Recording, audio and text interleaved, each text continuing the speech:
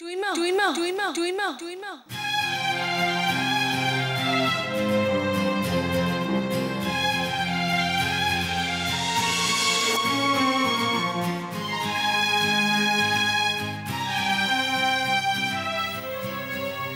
কোথায় যাচ্ছেন টুইমা?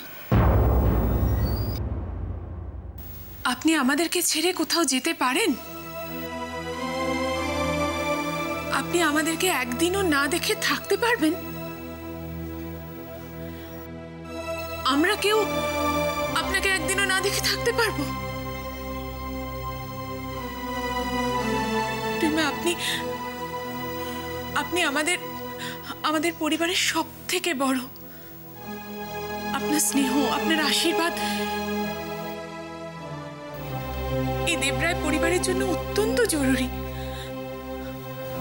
আমাদের কারোর ভুল হলে আপনি আমাদের শাসন করুন, কিন্তু এভাবে ছেড়ে চলে যাবেন না আমাদেরকে।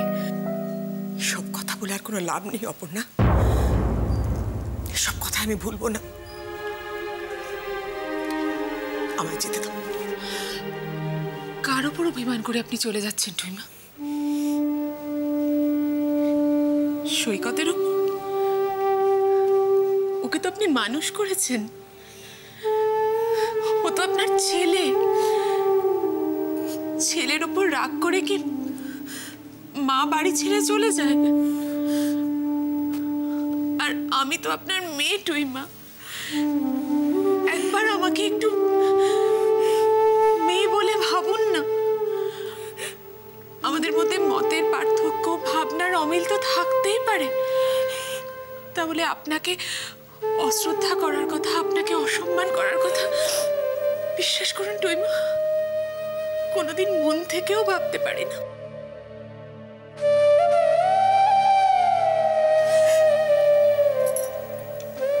আপনি চলে যাবেন না টুইমা,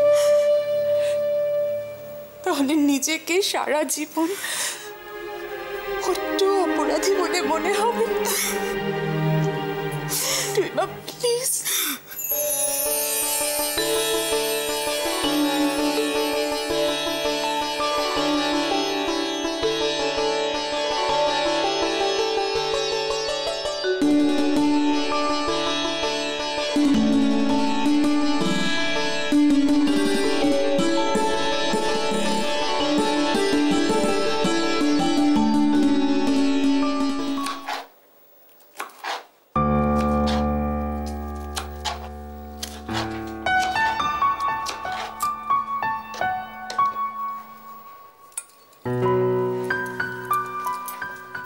বৌদি, আজ তোমার দুবেলার কাজ করে দিয়ে যাব।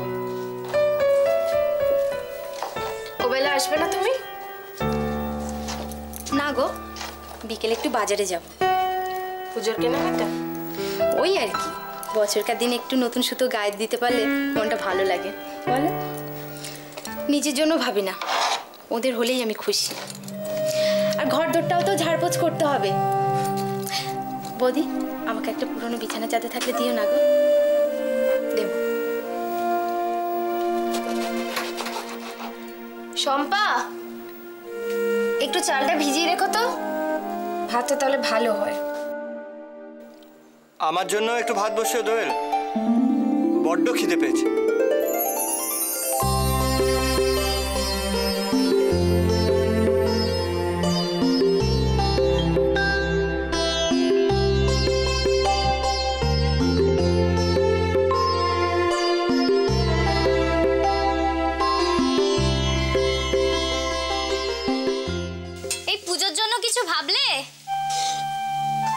আমার বুথ অবশ্য খোলা থাকবে, সে থাকুক গে। রাতের বেলায় আমরা দুজনে কিন্তু একসাথে হেঁটে হেঁটে ঠাকুর দেখতে যাব। আর অষ্টমীর দিন কাকিমাকেও সঙ্গে নিয়ে যাব।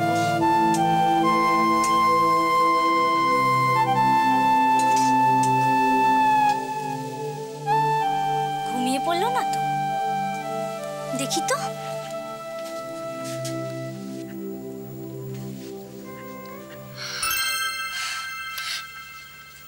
কি হচ্ছে কি এটা? আমি তখন থেকে একা একা বকবক করে যাচ্ছি আর তুমি তখন থেকে লিখে যাচ্ছ। ওরে বাবা, কি এত লিখছো শুনি? তুমি তো রেগে গেছো। যাক লাগে, তাতে আমার কোনো আপত্তি নেই। মানে তুমি তো রেগে গেলে আরো সুন্দর হয়ে যাও না? আরো সুন্দর হয়ে যাও, ওসব চিড়ে ভেজানো কথা না আমি ভুলছি না। রে বাপরে, তো দেখছি ভয়ানক রাগ। আমাকে তো শিব ঠাকুরের মতন শুয়ে পড়তে হবে। আচ্ছা আমি কি করব? আমি তো নিজের ছাত্রের জন্য নোটস তৈরি করছিলাম। তো আমি কি করে জানবো যে তুমি এত রেগে যাবে নোটস তৈরি করলে? আমি আর কিছু করবোই না, যাই, ভালো লাগে না। এই হলো আমার কৃষাণু। এই ভালো কথা, আমাদের বাড়িতে তো রেডিও নেই, মহালয়া শুনবো না?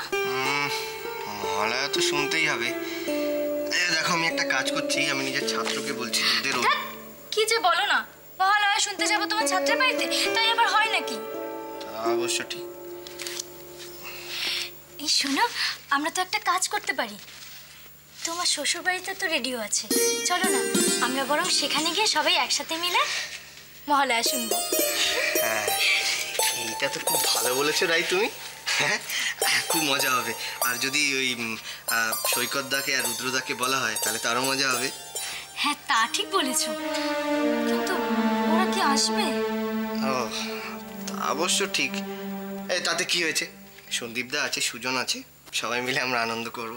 হ্যাঁ তা অবশ্য আছে, খুব মজা হবে। আচ্ছা রাই, তোমাকে না একটা কথা বলার ছিল। বলো না। এইখানে না, এখানে একটু বসে বসে বসে বসে। হ্যাঁ আচ্ছা দেখো, আমি তো এখন টিউশনি করছি, ঠিক আছে? আমার রোজগার সামান্য, কিন্তু আমার তো মাঝে মধ্যে ইচ্ছে করে যে আমি তোমাকে পুজোয় কিছু দিই। তা কাকিমা বলছিল যে এখানে ওই কাছেই একটা ভালো সস্তা শাড়ির দোকান আছে। তা আমার ইচ্ছে যে অষ্টমীর দিন তুমি আমার মায়ের মতন লাল পাড় শাড়ি পরে পুজো দিতে যাও। আমারও তো ইচ্ছে করে তুমি নতুন ধুতি পাঞ্জাবি পরে আমার সাথে পুজো দেবে, কিন্তু এখন তো সেটা সম্ভব নয়। বেশ তো, আমরা এখন না হয় আমাদের এই স্বপ্নগুলো মনের এক কোণে সাজিয়ে রাখবো। যেদিন সম্ভব হবে সেদিন না হয় আমরা দুজন দুজনকে মনের মতো করে সাজাবো।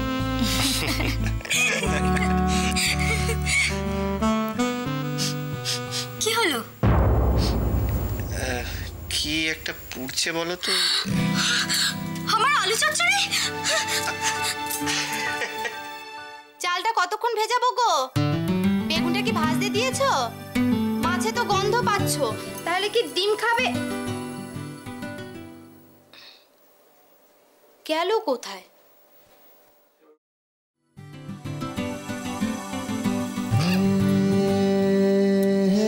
বৌদি, আর দুমুঠো চাল দিয়ে আমি ভাত বসিয়ে দিচ্ছি।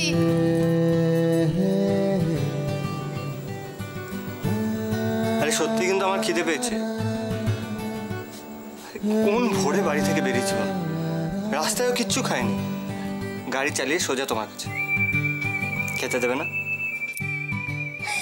বৌদি, আর দুমুঠো চাল দিয়ে আমি ভাত বসিয়ে দিচ্ছি।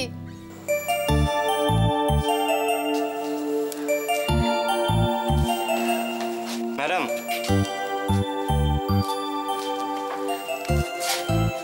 এবার ভেতরে আসবো? এসো। এই, বাবা কোথায়? কেন, তুমি জানো না? না, আমি সত্যিই জানি না। আরে এবার আমি ফোনও করে আসিনি, বললাম না ঘুম ভেঙেছে আর সঙ্গে সঙ্গে তোমার কাছে চলে এসেছি।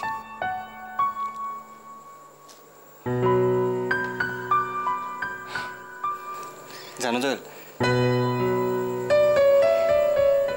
আমার মনটা যত জোরে ছুটছিল গাড়িটা ততটাই স্লো। এই প্রথমবার দুর্গাপুর থেকে কলকাতা অনেকটা পথ বলে মনে হচ্ছিল।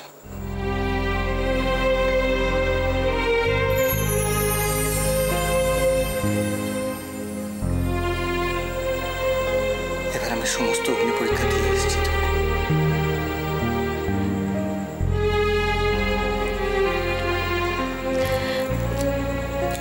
ভেতরে এসো।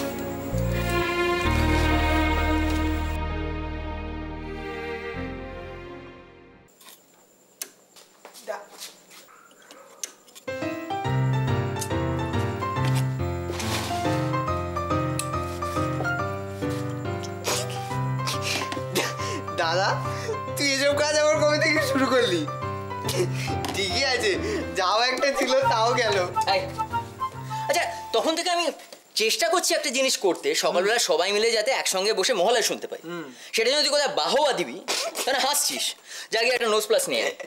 যা যা বাবা, এ নোজ প্লাস এয়ার মাইনাস আমি কোথাও খুঁজে পাবো না, তুই যা, তুই নিয়ে আয়। তোর দ্বারা না কিচ্ছু হবে না, জানিস তো, কিচ্ছু হবে না, চুপচাপ বসে থাক। আচ্ছা, আমার দ্বারা কিছু হবে না? না, হবে না। তোর দ্বারা সব কিছু হবে তো? দেখ না, সারাবার চেষ্টা তো করছি অ্যাটলিস্ট। ঠিক আছে, এই দাদুর আমলে রেডিওটা ছাড়াই করে দেখা, দেখবো তুই কত বড় মেকানিক। দেখবি দেখবি, দেখ। এই দাদা, এই জায়গাটা, এই স্ক্রু ড্রাইভারটা নিয়ে এইটা। সুজন, তুই জ্বালাবে না, কিছু জানিস না, তখন তো ইয়ার কি হচ্ছে, চুপ করে বস তো। আরে চুপ দেখ করে না, বস। তোকে শিখিয়ে দিচ্ছি। না, তোকে কিচ্ছু শেখাতে হবে না, ঢের হয়েছে, তুই চুপচাপ বস। দাঁড়া দাঁড়া, 1 মিনিট দাঁড়া সুজন, দেখ দাঁড়া, ইয়ার কি করিস না। আমি তোকে একটা ভালো কথা বলি, এই রেডিওগুলো যারা সারাই করে তাদের দেখবি সবার বয়স 75-এর উপরে। তোর বয়স অনেক কম, চুপচাপ বস। আমার বয়স তোর থেকে বেশি। দাঁড়া সুজন, জ্বালাস না, please, হবে না দাঁড়া। দাদা, তুই ছেড়ে দে না। এবার দেখি, দাঁড়া দাঁড়া, একটু দাঁড়া। কি চেষ্টা করে যাচ্ছিস বল তুই? দেখ, তেরি ভালো লাগে না একেবারে। কবেকার একটা আদিকালের রেডিও, তখন থেকে বেগরবাই করছে, আর তুই মধ্যখান থেকে এসে ফোন কেটে যাচ্ছিস। যাই হোক, ফেল করলি তো তুই। হ্যাঁ, সেই। চিন্তা করিস না দাদা, কষ্ট পাস না, আমি তো আছি। কি করবি রে? আমি কাল সবাইকে চণ্ডী পাঠ করে শোনাবো। বাবা, তাই নাকি? শুনবি? শোনা। या देवी सर्वभूतेषु शक्तिरूपेण संस्थिता नमस्तस्यै नमस्तस्यै नमस्तस्यै नमो नमः। নমস্তে। আপনি স্বয়ং বীরেন্দ্র কৃষ্ণ ভদ্র হেঁটে হেঁটে ঘুরে ঢুকে পড়েছে। তাহলে বলতে হবে না, আইডিয়াটা ভালো, আইডিয়াটা ভালো। হ্যাঁ। না রে সুজন, দেখ, ইয়ার কি ছাড়া ইয়েটা শুনতে হবে রে, মহলাটা না শুনলে হবে না। সত্যি কথা রে, মহলাটা ঠিক না শুনলে না পুজো পুজো মনে হয়। একদম একদম একদম। কি ব্যাপার, দু ভাই মিলে কি হচ্ছে? মহালয়া প্রস্তুতি নাকি? হ্যাঁ বাবা, আমি তো ঠিক করেছি আমি কালকে তোমাদের এই চণ্ডী পাঠ শোনাবো। হ্যাঁ বাবা, এ রেডিওর মায়া তোমাকে এবার কিন্তু কাটাতে হবে। হ্যাঁ। কেন রে? আচ্ছা, কবেকার মানধাত্তার আমলের একটা সেট বলো তো, এই কি কদিন এটা সার্ভিস দেবে? হ্যাঁ, কোনো জিনিস পুরনো হয়ে গেলে কি তাকে নিয়ে উপহাস করতে হয় নাকি, না ছুঁড়ে ফেলে দিতে হয়? অথচ এই রেডিওটাই তো একসময় তো আমাদের কত সার্ভিস দিয়েছে, ভুলে গেলি সব কথা? আচ্ছা বাবা, আমি সেই কথা বলিনি বাবা, হাজারো গোল্ড ইজ গোল্ড, সেটা তো আমি বুঝি। আমি শুধু বলছিলাম যে রেডিওটা এবার মানে সারাতে দিতে হবে। হ্যাঁ বাবা, দাদাও সেই চেষ্টাই করছিল। সত্যি তো, এই সেট কি আজকাল আর পাওয়া যায়? যেমনি বডি তেমনি পার্টস। আমি তখন খুব ছোট, জানিস। হঠাৎ একদিন বাবা মায়ের জন্য রেডিওটা কিনে নিয়ে এলেন। ব্যাস, সে থেকে রেডিওটাই মায়ের সঙ্গী হয়ে গেল। সারাদিন এটাতে গান শোনেন, নাটক শোনেন। শুনতে শুনতে এমন একটা অভ্যেস হয়ে গেল যে রেডিওটাকে নিয়ে একেবারে তুললেন রান্না করে। কিন্তু ঠাকুমা তাই দেখে মাকে কি বকাবকি। আমার চোখের সামনে এখন সেই ছবিগুলো যেন ভাসে, মনে হয় তো সেদিনের কথা। জায়গায় শোন, এই তোরা এসব নিয়ে নাড়াচাড়া করিস না, পুরোনো দিনের জিনিস তোরা এসব পারবি না। ওই ধনঞ্জয়ের দোকানে নিয়ে যাবো, ও বয়স্ক লোক, ও ওই কাজটা জানে, ও ভালো করে এটা সারিয়ে দেবে। তারপর কালকে সকালবেলায় সকলে মিলে বসে মহালয়ার গান শুনবো, তারপর খুব ভোর ভোর চলে যাবো গঙ্গা স্নান করতে, একদম তর্পণ সেরে। খুব ভালো কথা বাবা, কিন্তু তুমি একলা যেতে পারবে না। ব্যাস। কেন? হ্যাঁ বাবা, আমরাও তোমার সঙ্গে যাবো। হ্যাঁ, তোর আমার সঙ্গে যাবি মানে? কি রে, আমি যখন বেঁচে আছি তোর আমার সঙ্গে যাবে কি তর্পণ করতে? বাবা বাবা, তোমার মুখে যা ইচ্ছে আসে বলে দাও তুমি। আচ্ছা, তোমার বয়স হয়েছে, আমরা তোমার 2 ছেলে একসঙ্গে যাব না? আর শোনো, কালকে গঙ্গায় প্রচন্ড জোয়ারের টান, তুমি একদমই একলা যাবে। হ্যাঁ হ্যাঁ, আমরা দুজনেই যাবো। বলতো? আচ্ছা আচ্ছা, ঠিক আছে ঠিক আছে। না, থ্যাংক ইউ। হঠাৎ না বলে চলে যাওয়া, আবার হুট করে না বলে ফিরে আসা অভ্যেস হয়ে গেছে বুঝি। আচ্ছা, তোমার কোনটাতে আপত্তি বলো তো? না বলে চলে যাওয়াটাতে, না হুট করে না বলে চলে এসে তোমায় চমকে দেওয়াটা? আমার আবার আপত্তি? কবে কে আমার আপত্তি কথায় মাথা ঘামিয়েছে শুনি? আমার কথা ছাড়, তোমার জন্য ভাবার মতো আরো অনেকেই আছে, তাই না?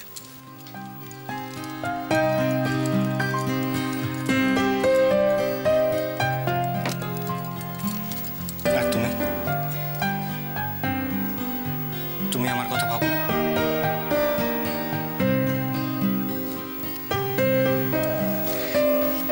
শোনো তো,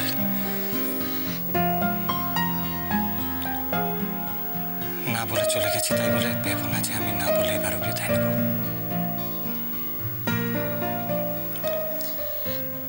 আমি এবার তোমাকে বাড়ি ফিরিয়ে নিয়ে যাব।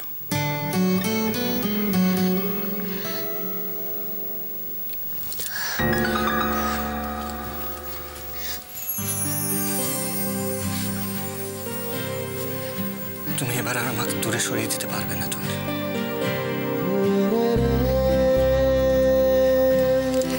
আমার জেদের কাছে তোমায় হার মানতেই হবে।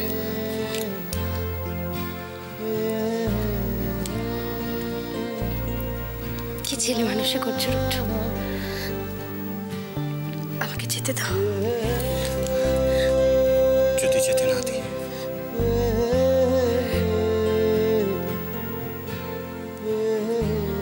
কি লাভ এসব করে?